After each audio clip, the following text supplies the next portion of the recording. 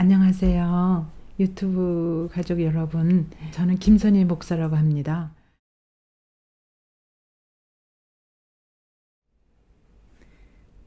유튜브 가족 여러분, 안녕하세요. 오늘은 제 12번째 사사기 강해 시작하겠습니다. 제가 본문 사사기 15장 끝부분 14절에서부터 20절까지 구약 389쪽, 9쪽입니다. 제가 읽겠습니다. 삼손이 레이의 이름에 블레셋 사람들이 그에게로 마주 나가며 소리 지를 때 여호와의 영이 삼손에게 갑자기 임하심에 그의 팔 위에 밧줄이 불탄 삼과 같이 그의 결박되었던 손에서 떨어진지라. 삼손이 나귀의 새 턱뼈를 보고 손을 내밀어 집어들고 그것으로 1000명을 죽이고 이르되 나귀의 턱뼈로 한 더미 두 더미를 쌓았으며 나귀의 턱뼈로 내가 1000명을 죽였도다 하니라. 그가 말을 마치고 턱뼈를 자기 손에서 내던지고 그곳을 라맛 레이라 이름하였더라. 18절입니다. 삼손이 심히 목이 말라 여호와께 부르짖어 이르되 주께서 종의 손을 통하여 이 큰 구원을 베푸셨사오나 내가 이제 목말라 죽어서 할례받지 못한 자들의 손에 떨어지겠나이다 하니 하나님이 레이에서 한 우묵한 곳을 터뜨리시니 거기서 물이 솟아나오는지라. 삼손이 그것을 마시고 정신이 회복되어 소생하니 그러므로 그 샘 이름을 엔하꼬레라 불렀으며 그 샘이 오늘까지 레히에 있더라. 블레셋 사람이 때에 삼손이 이스라엘의 사사로 20년 동안 지냈더라. 아멘. 오늘 이제 이어서 사사기 삼손에 대한 스토리 15장을 전장에 걸쳐서 함께 말씀을 나누고자 합니다. 우선 15장 앞에를 쭉 우리가 읽지 않았는데 14절부터 읽었는데 그 전 어떤 스토리인지 말씀을 드려가면서 이제 여기 끝에 마감을 하겠습니다. 우선 15장에 이렇게 보면 그 15장 위에 4장 19절 20절을 제가 잠깐 읽겠습니다. 여호와의 영이 삼손에게 갑자기 임하심에 삼손이 아스글론에 내려가서 그곳 사람 30명을 쳐 죽이고 노략하여 수수께끼 푼 자들에게 옷을 주고 심히 노하여 그의 아버지의 집으로 올라갔고 삼손의 아내는 삼손의 친구였던 그의 친구에게 준 바 되었더라. 지난주에 했던 14장에 이어서 이 스토리가 이어지는데 그러니까 딥나에 내려가서 여인하고 이제 결혼을 하게 되지 않습니까? 그런데 이제 피로연이 아마 한 일주일쯤 걸리나 봐요. 그때 이제 수수께끼 놀이를 하잖아요.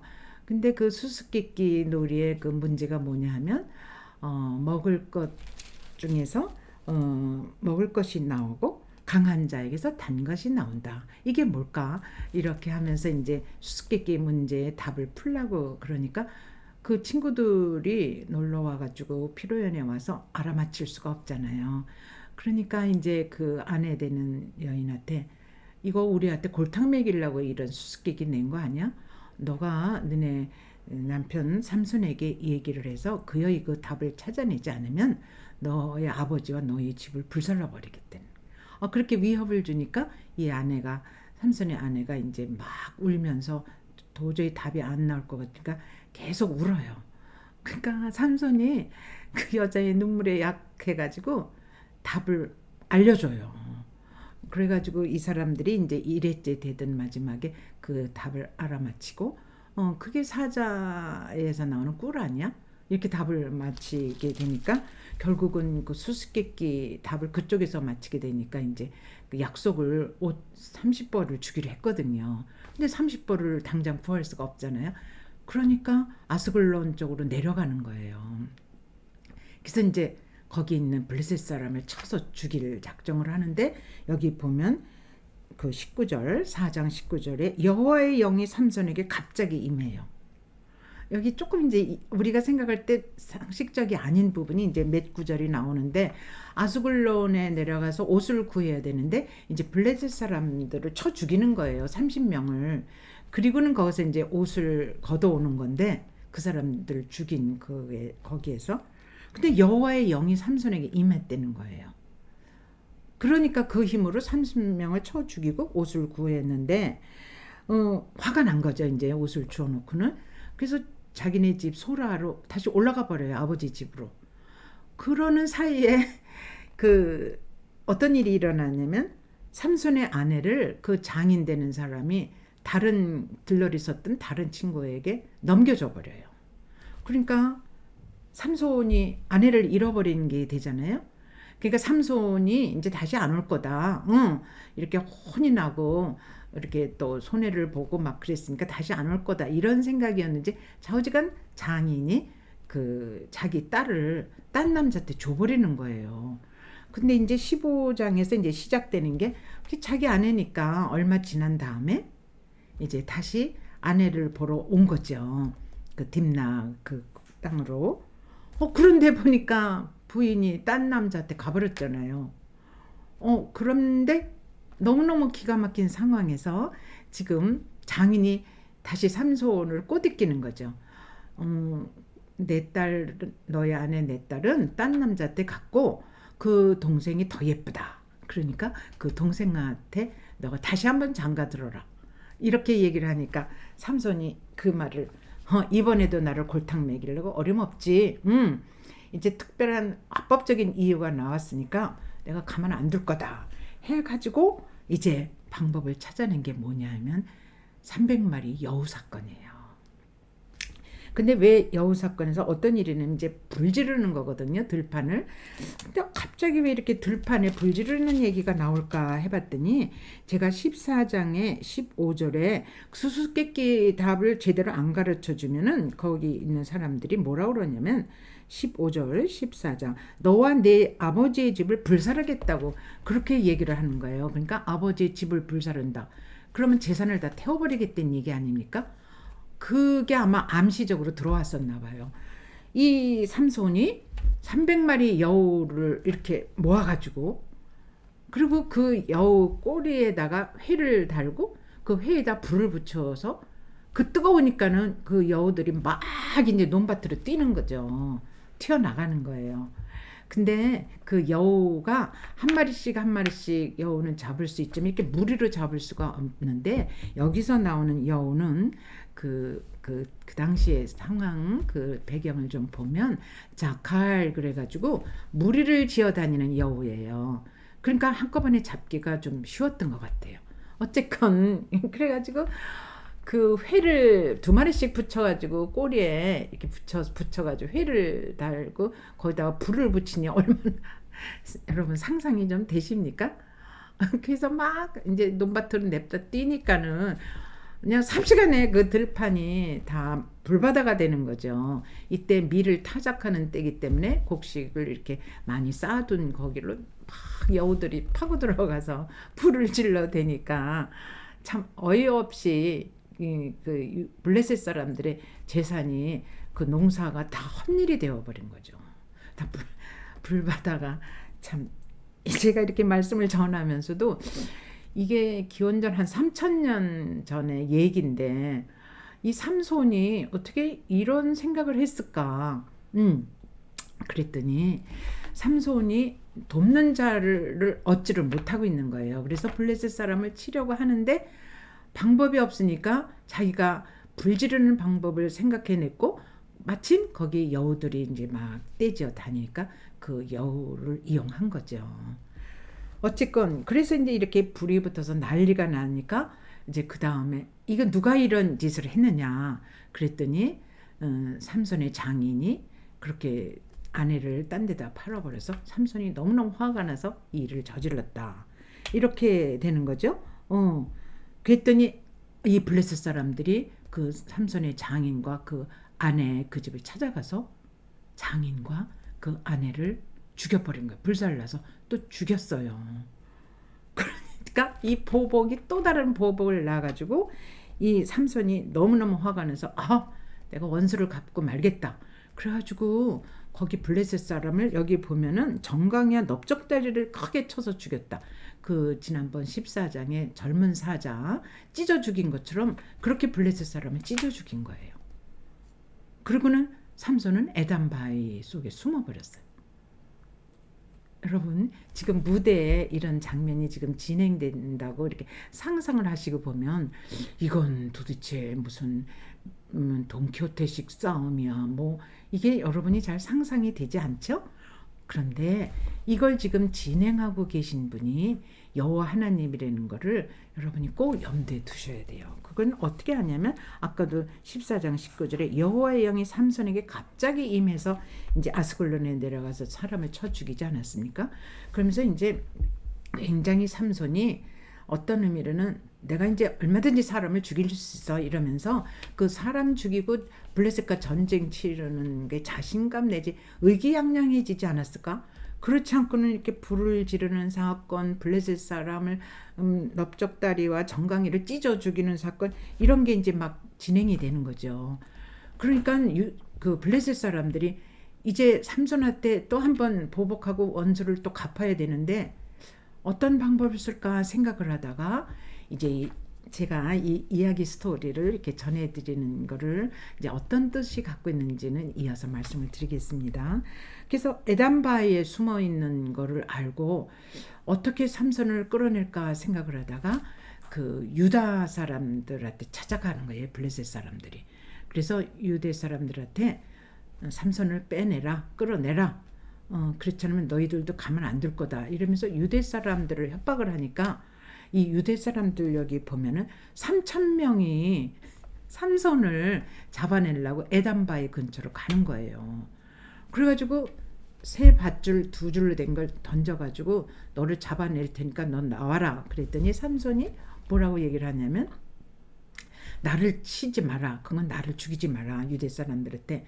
그러면 아무 일도 앞으로 일어날 수가 없고 내가 계획하고 내가 이스라엘을 구원해야 될 그런 사사로서의 나시린으로서의 사명을 받았는데 그 일을 다 수행할 수가 없다. 무슨 이런 뜻이 있었겠죠. 그래서 나를 죽이지 말라. 제발 그냥 내가 너희들한테 끈에 밧줄에 묶여서 저 블레셋에 넘겨질 때 내가 그대로 따를 테니까 나를 죽일 생각을 하지 마라.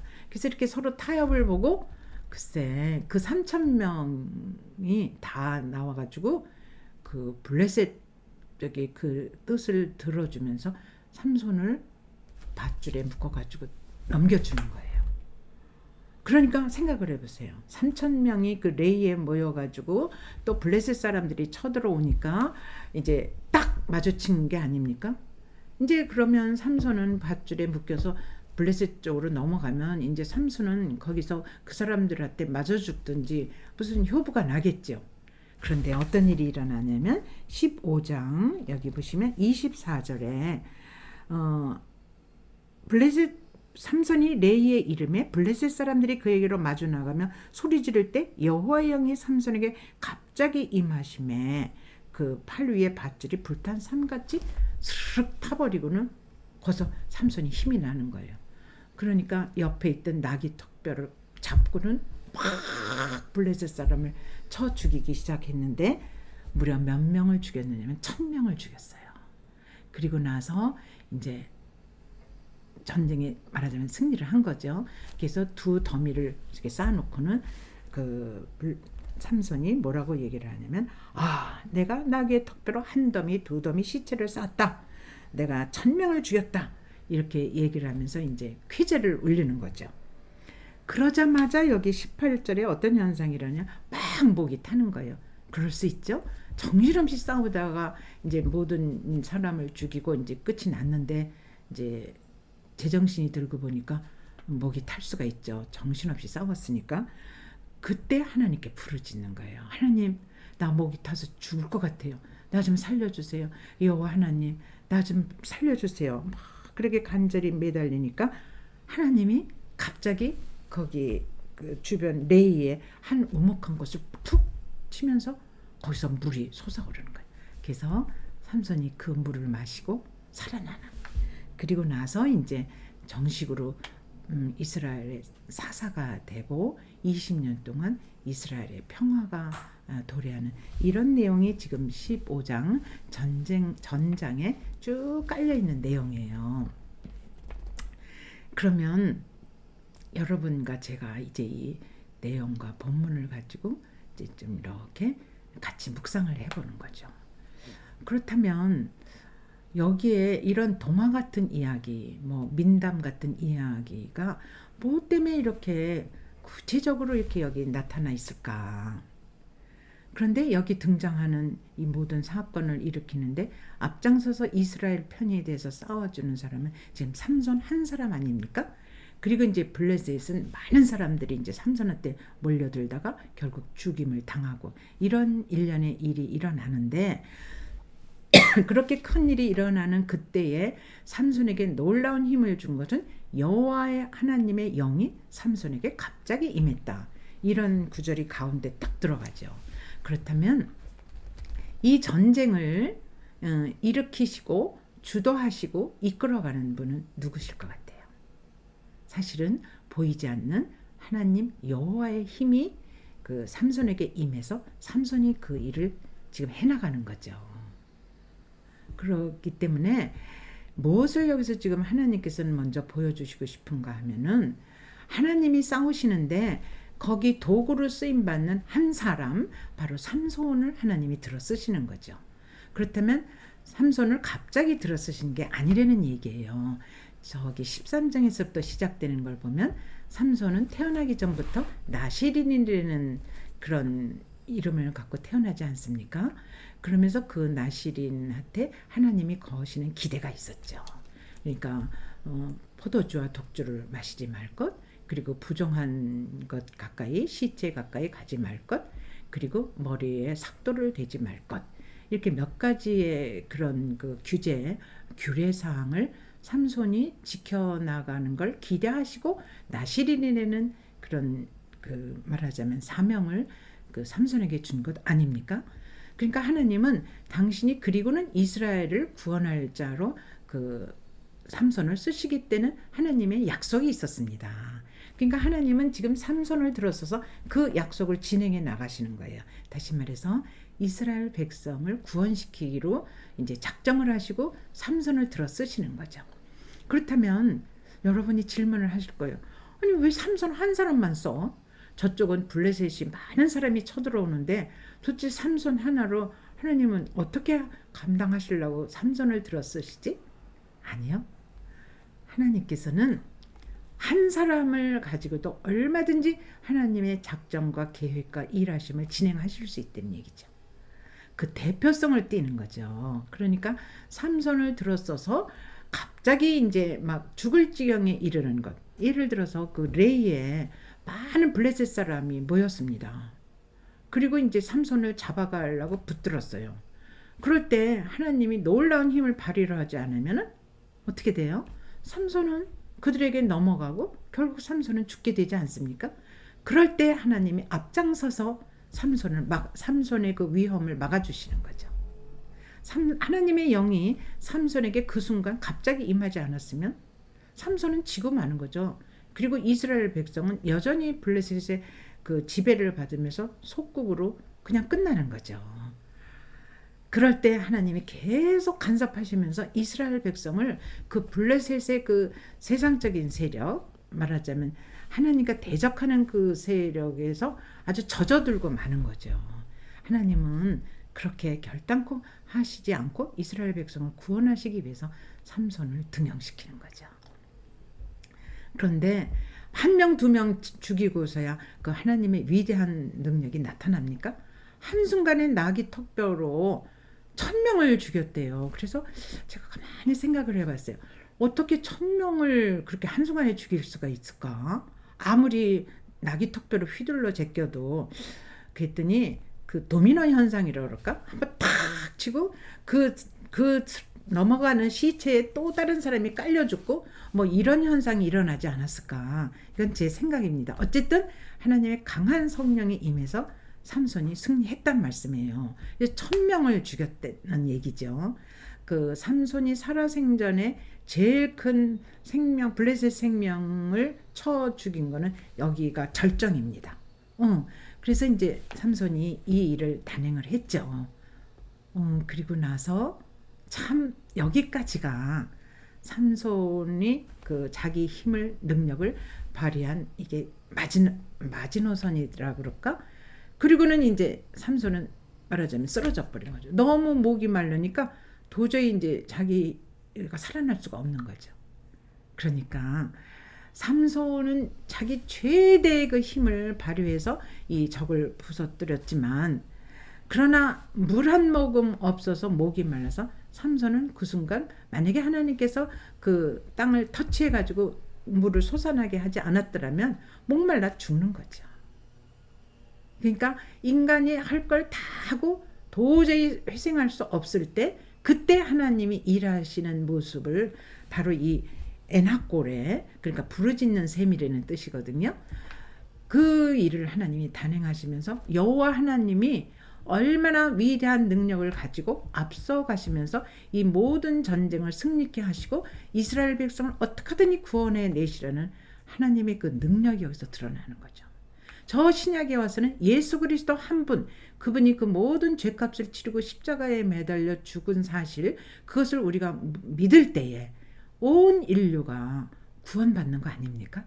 이거를 지금 그림자처럼 보여주는 게 이 삼손 사건의 한 단면입니다. 그 삼손은 작은 태양이라는 뜻이거든요. 그러니까 태양이 그 어둠을 물리치고 모든 이 세상을 따뜻하게 하고 빛으로서 역사하는 것처럼, 하나님은 삼손 한 사람을 들어서서 이 역사를 지금 진행해 나가시는 거게 그 이야기죠. 그런데 그 엔하골에서 너무너무 목이 말라서 이제 말하자면 기진맥진한 상태에서 삼손의 한계를 여러분 여기서 보시지 않습니까? 우리 역사상에도 이런 일은 일어나고 있습니다. 여러분이 잘 아시는 그 나폴레옹 있지 않습니까? 정말 26세에 총통이 돼가지고 유럽 전역을 휘두르고 당당하게 그 정말 장군으로, 말로 다 할 수가 없죠. 그 나폴레옹의 그 전쟁 위력은. 근데 그가 워터루 싸움에서 결국은 지고 말아요. 그리고는 이제 성 헬레나를 유배당하지 않습니까? 그래서 이제 거기서 나폴레옹이 죽게 됩니다. 그때 나폴레옹이 이런 말을 남기고 죽었다는 그런 이야기가 전해지고 있습니다. 예수여, 당신이 결국은 내가 당신 앞에 항복을 합니다. 당신이 이겼습니다. 나는 천하를 휘두르는 나로, 그 모든 것들이 나로부터 할 수 있다고 생각했는데 결국 나는 당신 앞에 항복을 하고 맙니다. 예수여, 당신이 나를 이겼습니다. 그리고는 그의 관을 그 부하들에게, 내가 나를 관에 묻을 때 나를 넣고 관 옆에 구멍을 뚫으라는 거예요. 양쪽 구멍을. 그래서 내 손을 양쪽으로 내놔라. 나는 아무것도 갖지 못하고 이렇게 내 생명 끝이 난다는 상징적인 의미를 이제 나타내는 거죠. 그러니까 삼손이 지 아무리 대단한 힘을 갖고 이렇게 싸워서 이겼지만 그 힘은 여호와 하나님으로부터 나왔다는 얘기가 이 엔하골의 사건이 없으면 우리가 알 수가 없죠. 여기서 쓰러지잖아요, 삼손이. 그러면서 결국 하나님이 삼손을 살려내는 거 아닙니까? 그렇기 때문에 하나님께서 이 사건을 쫙 이렇게 이야기식으로, 말하자면 무대 각본처럼 이렇게 올려서 그 여호와 하나님이 우리한테 들려주고 싶은 아주 간절한 그 복음의 소식은, 너희들을 모든 사탄의 세력에서 구해내고 이렇게 건져내는 것은 나 여호와다. 그게 저 앞전에 출애굽기 사건에서 이미 드러나지 않습니까? 그 천하를 호령하던 그 바로가 결국은 9가지 재앙을 통해서 이제 기권을 하고 마지막 10재앙에 자기 아들을 죽게 되지 않습니까? 유월절 사건에 밤에 그 죽음의 신이 지나가면서 모든 장자가 죽게 되는데, 그때 바로의 왕 아들 장자가 죽게 되지 않습니까? 그럴 때 바로가 항복을 하죠. 그러니까 우리가 볼 때는 눈에 보이는 대단한 세력, 지금도 온 세계가 이렇게 두 양진영으로 갈라져서 무슨 원자폭탄을 서로 더 많이 가졌느니, 또 뭐 로켓 뭐가 뭐 그 미사일이 뭐 어디를 넘어가느니 뭐 난리들을 치지 않습니까? 지금 하나님께서는 다 보고 계시고 알고 계시죠. 그래서 인간이 갈 때까지 다 가도록 하나님은 어떤 의미에서 허용을 하세요. 그러나 그 역사의 마지막 그 힘을 쥐고 계신 분은 여호와 하나님이라는 거를 우리는 이 성경을 통해서 계속 이렇게 유추하면서 우리가 알아가는 거죠. 그래서 지금도 온 세계에 일어나는 모든 사건들, 당장 코로나19도 그게 눈에 보이지 않는 바이러스 아닙니까? 근데 그 바이러스가 지금 세계를 이렇게 세계를 휘두르고 있지 않습니까? 이게 무슨 뜻이냐면 여기에 블레셋 세력은 우리가 대적하는 죄의 세력이에요. 근데 그 죄의 세력을 하나님이 우리로 하여금 깨닫게 하기 위해서는 이런 구체적인 각본이 필요했던 거죠. 그래서 성경 기자가 이런 이야기식의 각본을 쭉 여기서 이렇게 서술해 가면서 하나님의 그 능력과 그의 권능과 그의 그 역사의 주관자가 되시며 온 우주의 창조가 되시고 그 창조의 역사를 때로는 역사 진행에서 멸하실 수도 있고 다시 세우실 수도 있고, 그래서 영원한 것은 여호와 한 분뿐이지 여전히 역사는 이렇게 일어남과 패망이 있고 또다시 일어남과 패망이 있으니까 우리는 그 보이는 역사 세계가 전부라고 그렇게 생각을 하면 그거는 잘못된 생각이죠. 아주 부족한 생각이죠. 모든 피조물은 결국은 그 끝이 있다는 거 아닙니까?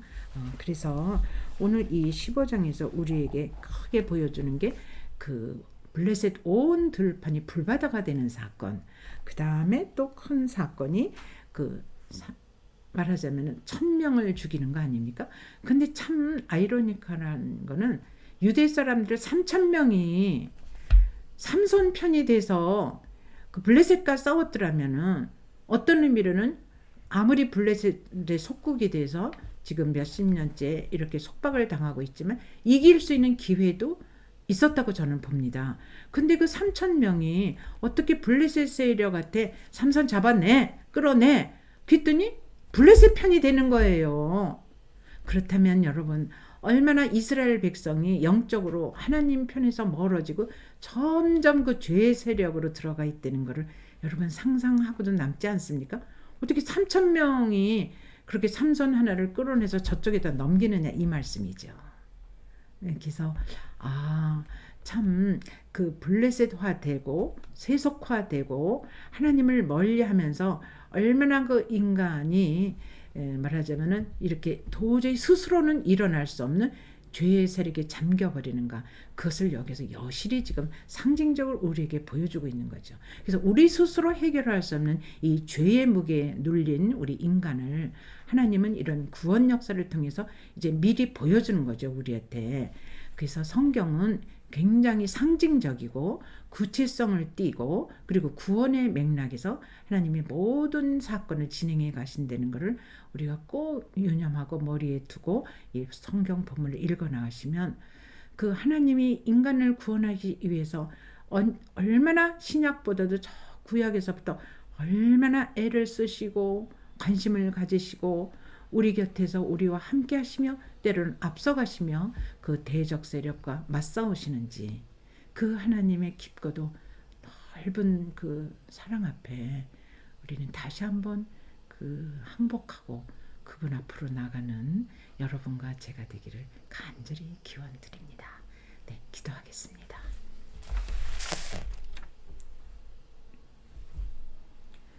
놀라우신 아버지 하나님, 오늘 15장 사건의 삼손의 전쟁하는 모습을 저희들이 엿보았습니다. 하나님, 지금으로 보면 마치 돈키호테 같은 싸움이지만 그 옛날 그 시대의 배경적으로 볼 때는 이거 이상 다른 어떤 도구도 사용할 수 없는 그런 모든 그 현상, 문화적인 사회적인 현상, 이 모두를 하나님이 전쟁 무기로 들어 쓰시는 모습을 보게 됩니다. 아버지, 블레셋 온 적이 불바다가 되지를 않나 나귀 턱뼈, 그 보잘것없는 턱뼈 하나로 삼손이 1000명을 블레셋 사람을 죽이는가 하면 아버지, 도저히 상상할 수 없고 어디서 그런 물이 나올지 알 수 없는 상황에서 하나님은 그 시간 그 우물을 터쳐서 그 생명수를 내어보내 삼손을 살게 하십니다. 하나님, 이렇게 순간순간마다 하나님이 기적의 손길을 펴서 아버지 삼손을 살리는 이 모든 것은 바로 대표성을 띤 삼손이기에 이스라엘 전 민족을 향한 하나님의 백성을 향한 하나님의 놀라운 사랑임을 또 한 번 깨닫게 됩니다. 하나님 아버지, 이 사랑은 그제나 이제나 3000년이 흐른 오늘에도 여전히 우리 속에서 역사하고 계십니다. 하나님, 우리가 때로 위기의 상황에 처해 있고 우리 힘으로는 도저히 어쩔 수 없는 외적과 그 주변의 모든 그 압제 세력이 우리를 누른다 하더라도 여호와 하나님께 우리가 매달리고 오직 여호와 하나님 한 분만 바라다 보면 우리가 할 수 없는 그 상황에서 하나님은 우리의 상상을 뛰어넘은 놀라운 일을 진행하십니다. 하나님, 이 하나님의 능력과 사랑을 믿고 오늘도 때로 위험하고 두렵고 떨리는 이 상황에서 넉넉히 하나님만 보고 바라다 보며 나아갈 수 있는 힘을 받게 됩니다. 하나님, 오늘 복음의 소식을 이렇게 전해주시는 성령님 앞에 다시 한번 감사드리고 이 모든 말씀 우리 구주 예수 그리스도의 이름 받들어 기도드리옵나이다. 아멘.